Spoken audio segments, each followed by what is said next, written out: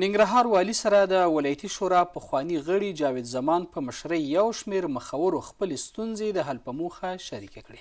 ننګرهار والي حیات الله حیات سره په جلال آباد شاهي ماڼۍ کې د ولایتي شورا پخواني غړي جاوید زمان په مشرۍ د چین، سره رود او خوږیاڼو ولسوالیو قومي مخورو خپلې یو شمېر ستونزې د حل په موخه شریکې کړې.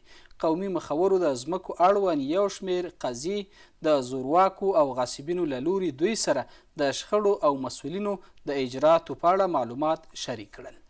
ننګرهار والي حیات الله حیات قومي مخورو ته وویل چې هیڅوک نشي کولی دولتي ځمکې غصب کړي او یا د چا شخصي ځمکه په خپل تصرف کې راولي.